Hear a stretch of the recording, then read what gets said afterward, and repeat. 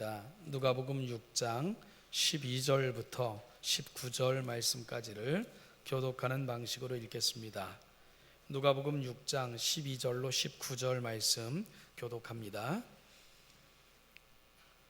이때에 예수께서 기도하시러 산으로 가사 밤이 새도록 하나님께 기도하시고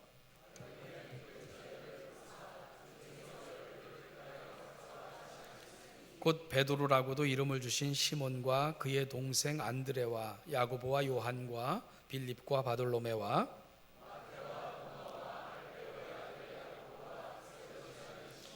야고보의 아들 유다와 예수를 파는 자 될 가롯 유다라.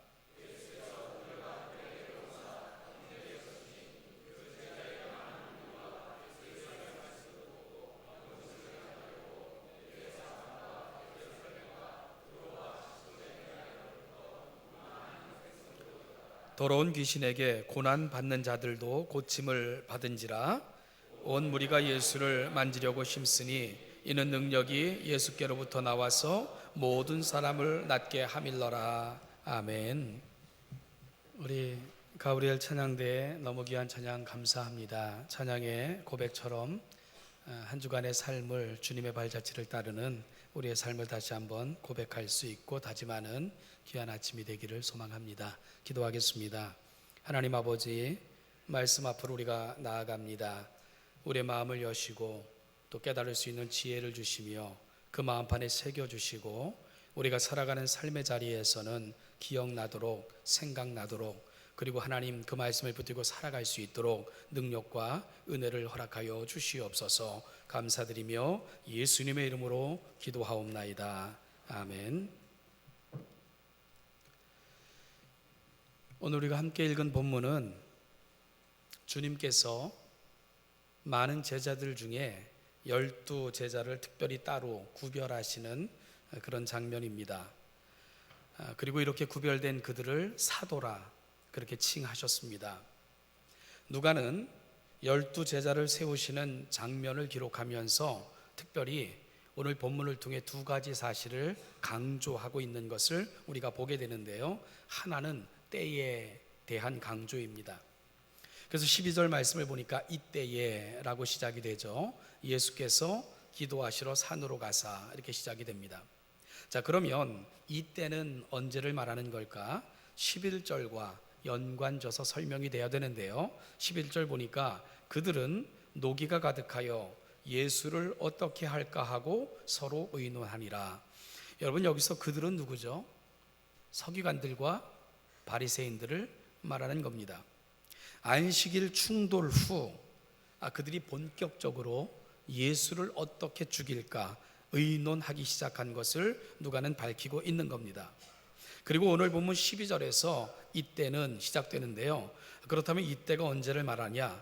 바로 이 서기관과 바리새인들이 예수를 어떻게 죽일까 본격적으로 논의하기 시작한 그때 예수께서 12명의 제자들을 따로 구별하셨다. 이렇게 스토리가 진행이 되는 겁니다.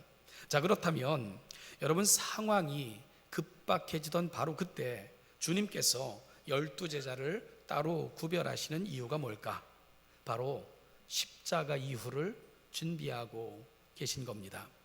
주님께서 이 땅을 떠나실 그 이후를 준비하고 계신 것, 그것이 바로 12명의 제자를 특별히 구별해 놓으시고 사도라 칭하신 그 이유가 바로 본문을 통해서 밝혀지고 있는 겁니다. 주님의 생애는 철저하게 하나님의 때에 그 시계가 맞추어져 있는 것을 보게 되는 것이지요. 인생을 살 때 사람들이 붙들고 사는 것에는 두 가지 가치가 있다고 말합니다. 하나는 소유 가치이고 또 다른 하나는 존재 가치입니다. 여러분, 이 두 가지 가치 중에 어느 가치를 붙들고 살아가는 인생이 잘 사는 인생일까? 그것은 소유 가치를 붙들고 사는 인생이 아니라 존재 가치를 붙들고 살아가는 인생, 그들을 잘 사는 인생이라 그렇게 말할 수 있다는 거죠. 사람의 진정한 가치는 얼마를 소유하고 얼마를 남겼느냐에 있는 것이 아니라 내가 이 땅에 부름받은 이유, 내가 존재하는 이유와 목적을 인식하고 그 존재 목적을 이루며 살았는가 그렇지 못했는가, 그거에 따라서 가치가 평가된다는 겁니다. 그리고 이 존재 가치는 존재 목적으로부터 옵니다. 존재 가치가 높은 사람은 잘 사는 사람이고, 소유 가치가 높아 그 소유 가치대로 어떤 것을 성취했다면 그는 그냥 부자인 거예요. 잘 사는 게 아니고 그냥 부자인 것입니다. 그런데 우리에게 큰 오류가 있어요. 그건 뭐냐 하면, 쟤는 참 잘 살아, 저 집은 참 잘 살아. 그럴 때 그 잘 산다는 기준이 뭔가? 우리는 늘 물질로 가 있다는 거죠. 물질의 풍요, 그리고 물질의 풍부함을 누리면 잘 사는 것으로 우리가 오해를 한다는 거예요. 그래서 우리가 살아갈 때에 잘 산다는 개념의 오류가 너무나도 심각한 것을 우리가 보게 되는 겁니다. 여러분, 좋은 시계는 어떤 시계입니까? 온갖 금, 보석으로 화려하게 치장한 그 시계가 좋은 시계일까요? 그건 그냥 장식품인 거예요. 좋은 시계는 시간 잘 맞는 시계가 정말로 좋은 시계입니다. 자, 그렇다면 사랑하는 여러분, 이 세상에서 정말 잘 사는 인생은 어떤 인생일까? 그것은 소유 가치를 붙들고 내가 얼마를 소유했는가에 있는 것이 아니고, 내가 부름받은, 내가 이 땅을 살아가는 그 이유와 목적을 깨닫고 그 이유와 목적을 성취해가는 인생, 그것이 바로 정말 잘 사는 인생이라는 의식의 전환이 저와 여러분들에게 요청된다는 겁니다. 그런 면에서 오늘 이 아침 저는 우리 신원예담교회 모든 성도들이 잘 사시기를 주님의 이름으로 축복합니다. 여러분, 그건 얼마를 가졌느냐, 얼마를 남겼느냐가 아니라 얼마나 나는 부르심의 목적을 붙들고 내 존재 가치를 드러내며 살아가는가, 바로 그쪽으로 평가되어야 된다는 것도 놓치지 않기를 간절히 소망합니다. 오늘 본문에서 우리는 진정한 존재 목적을 위해 사신 분을 만나게 됩니다. 바로 주님이신 거죠. 주님에게 있어 이 세상에 존재하는 것, 이 세상을 떠나는 것, 그리고 이 세상에서 해야 하는 모든 일, 그것은 철저하게 나를 보내신 이, 그리고 나를 보내신 이의 소원, 그리고 나를 이 땅에까지 파송하신 그분이 나를 향해 무엇을 이루시기를 원하는가 하는 그 존재 이유와 목적에 그의 모든 삶을 맞춰놓고 사신 분, 그분이 바로 우리의 주님이 되시는 겁니다. 사랑하는 여러분, 바로 그분의 그러한 삶이 반영된 것이 12사도를 선택하여 특별히 구별하는 그 일에서도 나타나고 있는 것을 보게 되는 겁니다.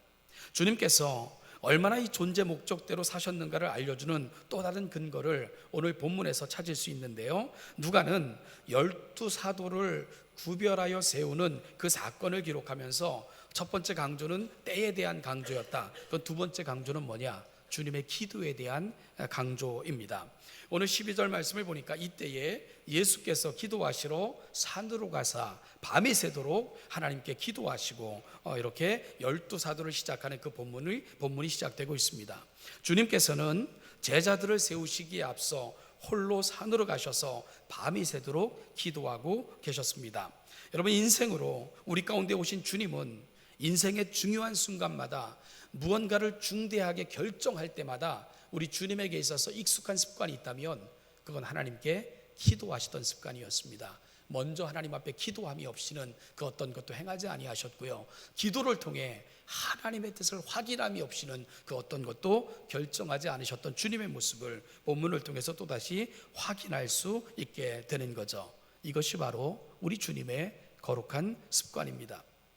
우리가 흔히 기도를 정의하라고 하면 기도를 우리의 소원을 하나님께 아뢰는 것 쪽으로 우리가 가는 경우가 굉장히 많습니다. 우리의 바람과 마음의 갈망과 소원을 하나님께 알려드리는 것, 그게 기도다, 이렇게 정의하는 경우가 많습니다. 그런데 오늘 본문에서 주님은 기도에 대해서 전혀 다른 개념을 저와 여러분들에게 알려주고 계십니다. 12절을 보면 예수께서 기도하시러 산으로 가사 밤이 새도록 하나님께 기도하시고, 오늘 이 본문이 올 때까지 누가복음에는 지금까지 3번의 기도하시는 예수님의 모습이 기록되고 있습니다. 하나는 누가복음 3장 21절인데요, 세례를 받으시고 예수님께서 기도하시는 장면이 첫 번째 기도에 대한 기록입니다. 그리고 다른 하나는 5장 16절인데 사역 후에 많은 사람들이 예수님께 몰려올 때 예수님은 오히려 한적한 곳으로 물러가사 기도하시는 그 주님을 누가는 또한 기록하고 있습니다. 그리고 누가복음에서 오늘 본문까지 오는 데 있어 예수님의 기도하시는 세 번째 모습이 바로 6장 12절 산으로 가셔서 밤이 맞도록 기도하셨던 예수님의 모습, 이것이 오늘 본문까지 오는 데 있어 기록된 세 번의 예수님의 기도하는 모습입니다. 그런데요, 오늘 앞선 두 번의 기도하는 모습, 누가복음 3장 21절과 누가복음 5장 16절과 오늘 본문은 약간의 차이가 있습니다.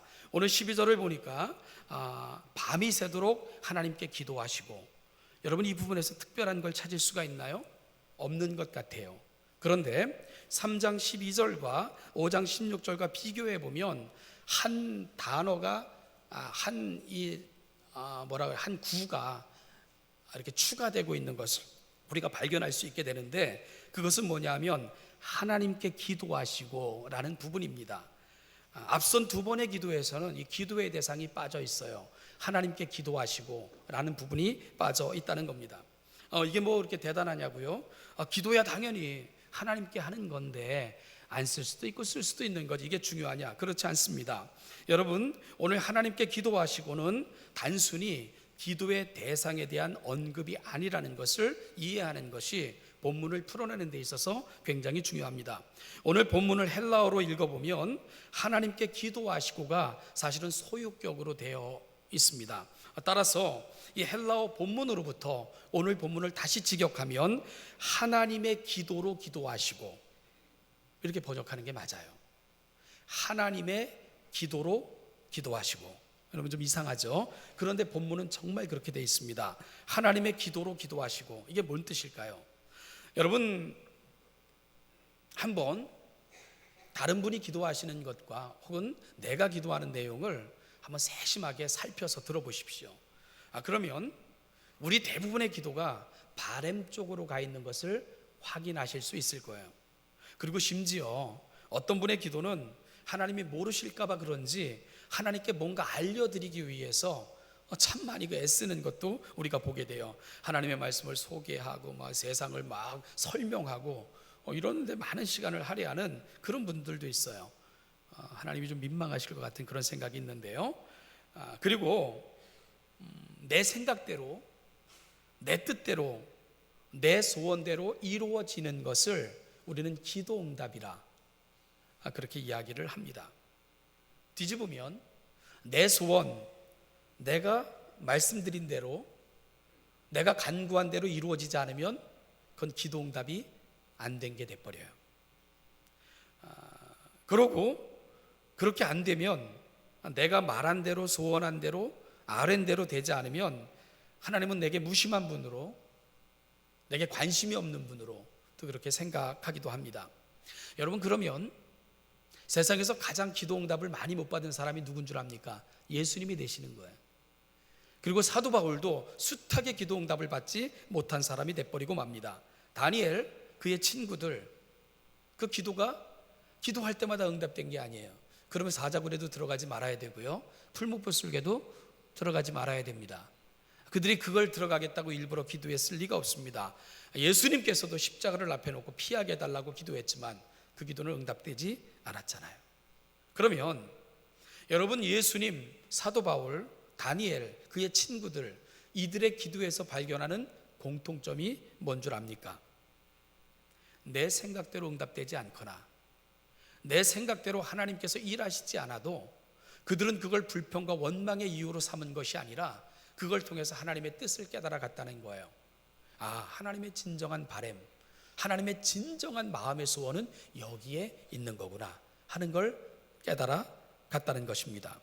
이것이 기도하는 사람들이 가는 바른 길이에요. 그래서 하나님의 뜻을 깨닫고 하나님의 마음을 이해할 때 그들에게 되어진 다음 단계는 그들의 삶을 전환했다는 거예요. 삶의 방향을 바꿨다는 겁니다. 여러분, 기도는 하나님을 내게 맡겨 조정하고 마치 내 옷에 맞는 양복을 만드는 것처럼 하나님을 내게 맞추는 게 아닙니다. 기도는 나를 하나님께 맞추는 것입니다. 내 생각을 하나님께 강요하는 게 아닙니다. 하나님의 생각으로 내 생각을 바꾸는 것입니다.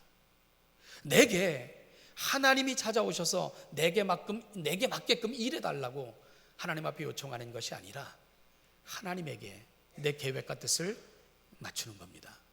그래서 정말 기도한 사람들은 하나님의 계획하심과 목적과 하나님의 선하심과 바람 앞으로 나아가게 됩니다. 따라서 내가 기도하고 하나님을 만나게 되면 내 방식과 내 요구 가치관이 하나님에게 맞게끔 그렇게 조정이 되는 겁니다. 그럴 때 내게는 전환이 일어나는 거예요. 내 삶의 방향에 대한 전환, 생각의 전환, 내가 붙들고 살아왔던 가치관의 전환이 이루어지는 겁니다. 내 방식대로 하나님을 이용하거나 하나님을 내 계획 속에 참여시키는 것, 여러분 이건 미신입니다. 오히려 기도하면 하나님의 거대한 계획과 그 뜻에 저와 여러분들이 참여하게 되는 거예요. 그럴 때 우리는 하나님의 나라가 되는 것입니다. 오늘 예수님의 기도는 이런 면에서 매우 귀중한 사실을 저와 여러분들에게 알려주고 있습니다. 예수님의 기도 생활, 습관화된 기도 생활, 여러분 그것은 뭘 말해주고 있습니까? 예수님께 있어 기도는 하늘의 뜻을 구하셨던 시간입니다. 하나님의 생각을 마음에 담는 시간이었습니다. 하나님으로 말미암아 내가 부름받아 이 땅에 온 그 목적과 이유를 확인하고 그 사명자의 길로 끊임없이 돌아가셨던 시간, 그것이 바로 예수님에게 있어서는 기도의 시간이었다는 겁니다. 이것이 기도가 가는 자리입니다. 그리고 이것이 기도가 갖고 있는 아름다움입니다. 그래서 누가는 예수님의 기도를 하나님의 기도로 기도하셨다 이렇게 표현하고 있는 거예요. 자기 영혼 속에 하나님의 뜻을 담고 그 거룩한 뜻이 이루어지기를 간절히 소망하며 그 하나님의 마음 가까이 나아갔던 시간, 바로 하나님의 기도로 기도하셨다. 그 본문은 그 예수님의 모습을 저와 여러분들에게 보여주고 있는 것입니다. 이것이 바로 하나님의 기도로 예수님께서 기도하셨다 하는 본문이 갖고 있는 진정한 의미인 것이죠. 그리고 여러분 그 거룩한 하나님의 뜻을 이루기 위해 자신이 떠난 후에도 아버지의 거룩한 일이 이 땅에 계속되도록 그 하나님의 마음을 받아 12명을 따로 세우시게 되는 것입니다. 사명자는 죽은 후에도 사명자로 삽니다. 바로 그들이 남겨놓고 떠난 또 다른 사람들이 그 뜻을 이루어 사명을 완성하기 때문에 그런 겁니다. 이것이 바로 존재 가치를 붙들고 살아갔던 사람들의 모습입니다. 그래서 리빙스턴이라는 선교사가 유명한 얘기를 한 거예요. 사명이 있는 사람은 그 사명을 이룰 때까지 결코 죽지 않는다. 사명자는 죽어서도 일합니다. 사명자는 죽어서도 사명자로 삽니다. 우리가 존재 가치를 붙들고 살면 우리의 삶이 그렇게 되는 거예요. 그러나 소유 가치를 붙들고 살면 내 인생 끝나는 날 내 모든 것도 다 사라지게 되는 것입니다. 리차드 포스터라는 분이 이런 말을 했습니다. 오늘날 가장 진실하게 필요한 것은 똑똑하거나 재능 있는 사람들이 아니다. 깊이 있는 사람들이다. 교회의 가장 큰 보물은 이런 깊이 있는 사람들이다. 이런 얘기를 했어요. 어느 사회든 마찬가지일 것입니다. 똑똑하거나 재능 있는 사람들은 참 많아요. 그러나 깊이 있는 사람들은 많지가 않습니다. 말 잘하는 사람들은 얼마든지 있어요.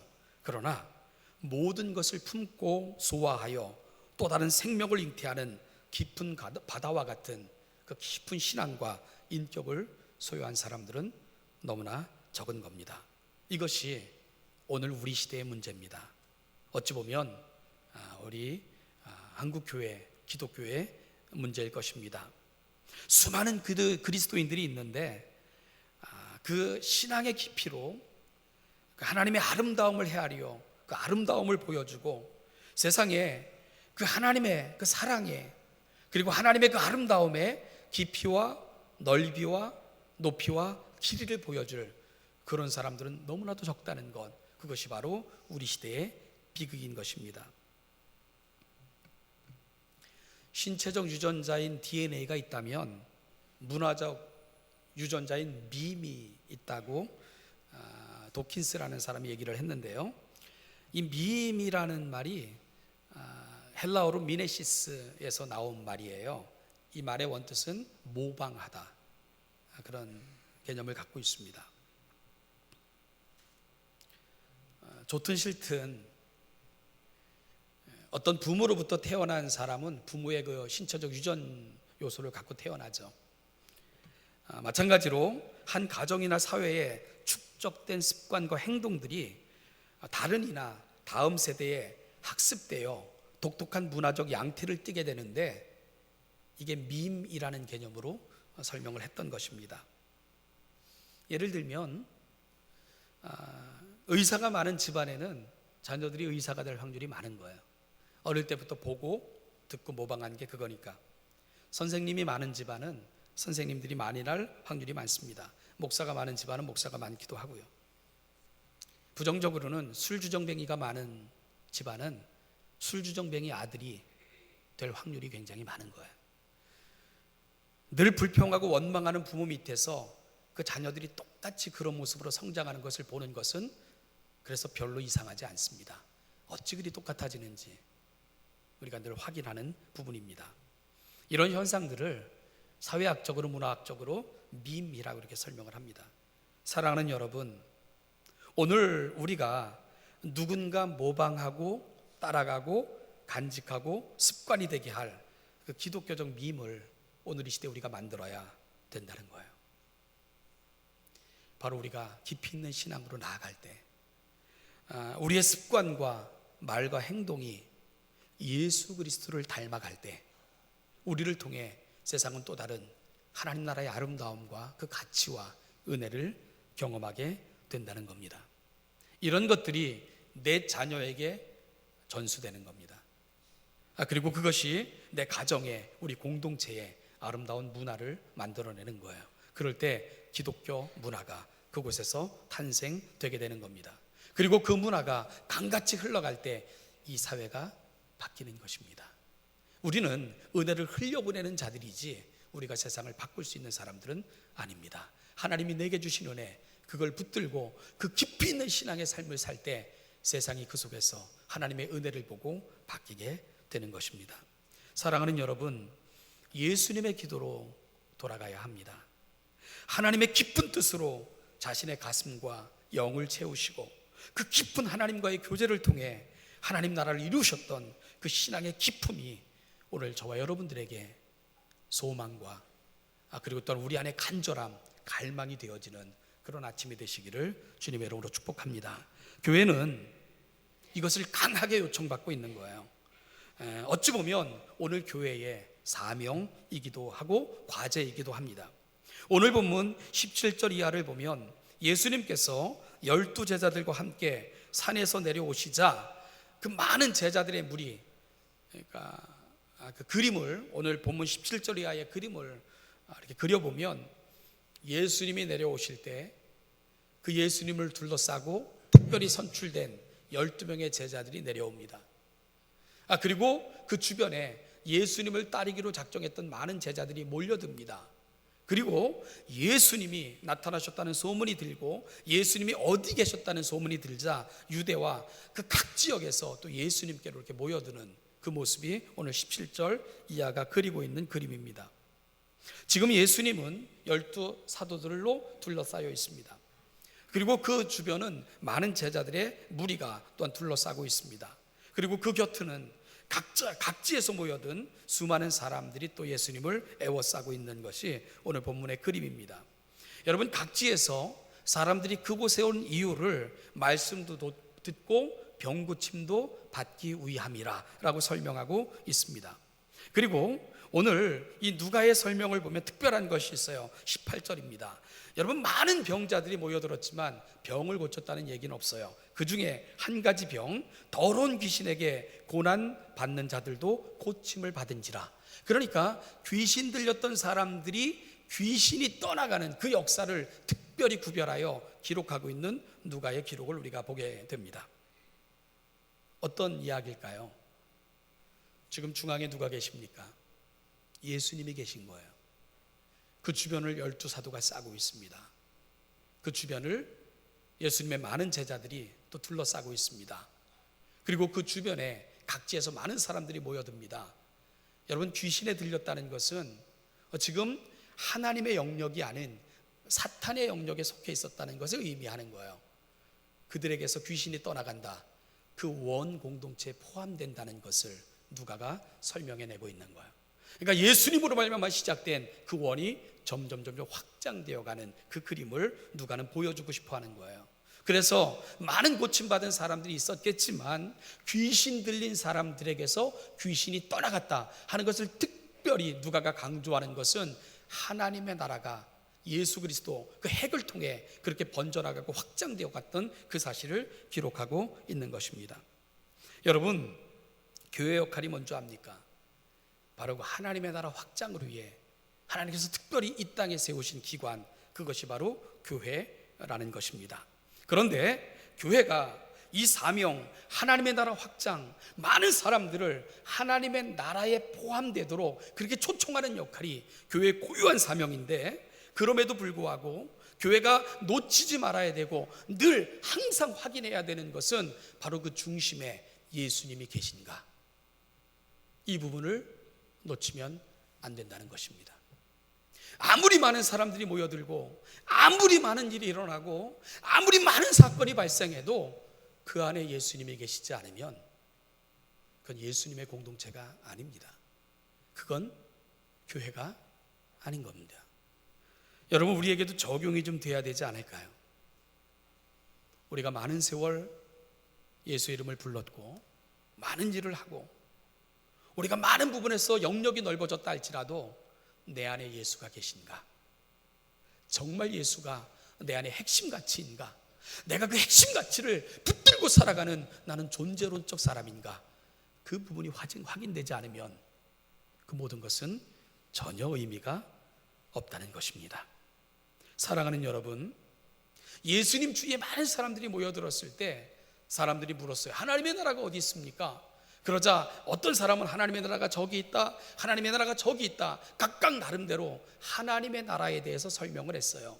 그럴 때 예수님께서 하나님의 나라가 여기 있다 저기 있다 할지라도 너희들은 미혹되지 말아라. 하나님의 나라는 너희 가운데 있느니라. 우리 심령 천국 말하는 게 아니에요. 여러분, 그들의 시선을 모아 중앙으로 접근해 보면 그 많은 사람들 속에 계신 한 분, 예수 그리스도, 그분이 바로 하나님의 나라라는 겁니다. 바로 내가 하나님의 나라다. 예수님은 그렇게 선포하고 계신 것입니다. 사랑하는 신원예담교회 성도 여러분, 오늘 본문을 볼 것 같으면 19절에서 온 무리가 예수를 만지려고 힘쓰니 이는 능력이 예수께로부터 나와서 모든 사람을 낫게 함이로라. 모든 능력의 근원, 모든 힘의 근원, 모든 이유의 근원은 가운데 계신 예수 그리스도, 그분을 통해서 되어지고 있는 거고, 그래서 많은 사람들은 그 예수를 만지려고 그렇게 애쓰고 힘쓰고 있었던 것입니다. 교회의 능력은 중심 되시는 예수 그리스도에게 있는 거예요. 교회는 바로 그 예수께 세상의 모든 사람들을 이끌기 위해 그렇게 존재하는 곳, 이곳이 바로 교회가 되는 거예요. 그래서 여러분, 교회를 통해 하나님의 사람들을 통해 이 교회의 문화를 접한 사람들이 가는 최종적 목적지가 있다면 안에 계신 예수 그리스도, 우리를 위해 모든 것을 내어주시고 우리 삶의 자리까지 찾아오셨던 예수 그리스도, 그분을 만나도록 도와주는 것, 그것이 바로 교회가 이 시대에 감당해야 될 가장 중요한 사명인 것을 놓치지 말아야 되는 겁니다. 사랑하는 신원자담교회 성도 여러분, 오늘 질문해 보길 원합니다. 오늘 이 말씀을 저와 여러분 스스로에게 좀 적용해 보기를 원합니다. 우리 교회 중심에는 그 예수님이 계실까? 우리 가정 중심에는 그 예수님이 계실까? 내 삶의 중심에는 그 예수님이 계실까? 사랑하는 여러분, 오늘 확인해 보셔야 됩니다. 예수님이 계시지 않으면 아무리 많은 일을 하고 아무리 많은 사람이 모이고 아무리 많은 것들로 우리가 자랑한다 할지라도 그것은 하나님과 전혀 상관없는 그런 모임이고 그런 집단이고 그런 유에 불과하다는 것을 우리가 확인할 수 있어야 되는 겁니다. 오늘 이 본문을 통해 우리가 다시 한번 확인하시며 결단하시고 기도하시는 그런 시간이 될 수 있기를 바랍니다. 사랑하는 신원자답게 성도 여러분, 교회의 능력은 중심 되시는 예수 그리스도께 있습니다.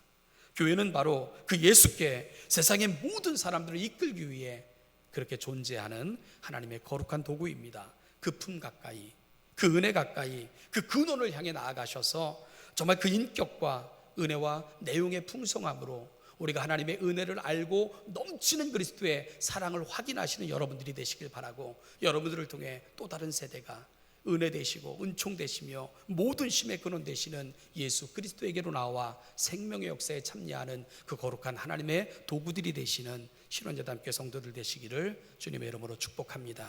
기도하겠습니다.